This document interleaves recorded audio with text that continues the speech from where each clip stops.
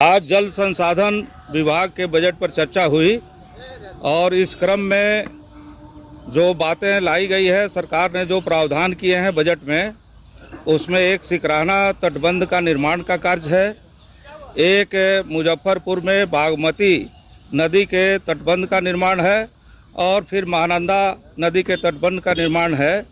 ये तीनों योजनाएं जो हैं हजारों गांवों को डूब क्षेत्र में बदलने वाली हैं और इससे भयंकर विस्थापन होगा। हजारों गांवों के लोगों को कहीं सरकार शरण नहीं दे पाएगी। मुजफ्फरपुर में बागमती तटबंध से जो है वहां 24 गांव विस्थापित कर दिए गए हैं। 2 गांवों को जैसे तैसे पुनर्वास हुआ है।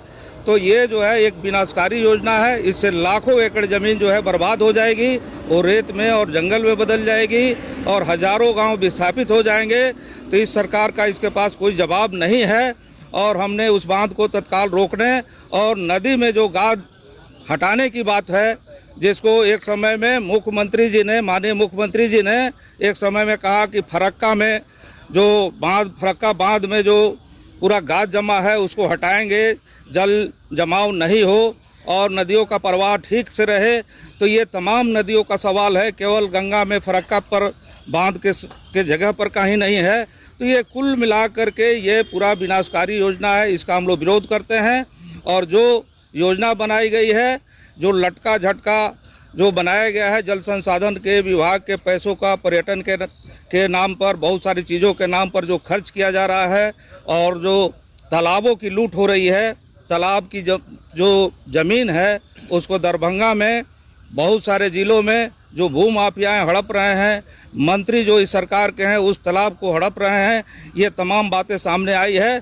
तो ये जल संसाधन विभाग लूट का विभाग बन गया है। इसका हम लोगों ने बहिष्कार किया है सदन में और हम इस जो बजट है, ये बजट पूरा तौर पे विनाशकारी है और पूरे तौर पे बिहार में बाढ़ और सुखाड़ की जो मुख्य समस्या है, जो बिहार के विकास में बाधक है, इसमें कोई मदद नहीं कर पाएगा। हम इसका विरोध करते हैं। चलिए, हो गया। जिस तरह बजट पेश किया गया सिंचाई विभाग को लेकर के, हम लोग तो भाई दक्षिण बिहार से आते हैं और दक्षिण बिहार में उत्तर कोयल को छोड़ दीजिए तो जितनी भी महत्वाकांक्षी योजनाएं थी और ख़ास करके हमारे नेता आदरणीय लालू प्रसाद यादव के समय का जो हमीदनगर पुनपुन सिंचाई परियोजना था, उस पर एक बार भी सरकार का कोई ध्यान नहीं गया और इस बजट में भी उस पर कोई चर्चा नहीं की गई है। ये बड़ा ही लगातार अभी माननीय सिंचाई मंत्री जी बोल रहे थे कि सुदय जी आप तो बाढ़ कोई शौक से थोड़ी हो लाता है। अरे भाई, बाढ़ शौक से नहीं लाता है, ठीक है।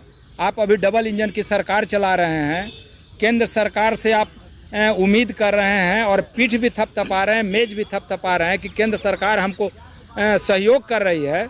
तो सहयोग जब कर ही रही है तो जो हाई लेवल डैम जो बनाने की बात चल रही है कई वर्षों से, तो नेपाल में सब लोग मिल के हाई लेवल डैम बनाइए और जो उत्तर बिहार के इलाके में जो बाढ़ की विभीषिका है उसको अस्थायी रूप से निदान करिए।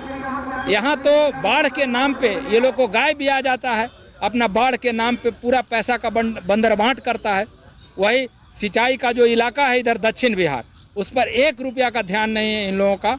हम लोग इसी के चलते सदन से वॉकआउट किए हैं और ये जो सिंचाई विभाग का जो जितना भी योजना लिया गया है ये पूरी तरह से लूट का योजना है। जैसे अभी बता रहे थे हमारे माननीय सदस्य ने, ये तो सिर्फ मिथिला के लिए स्पेसिफिक मतलब वित्त मंत्री का जो घोषणा हुआ है, लगातार माननीय सिंचाई मंत्री जी उनको धन्यवाद बधाई देते रहे सदन में।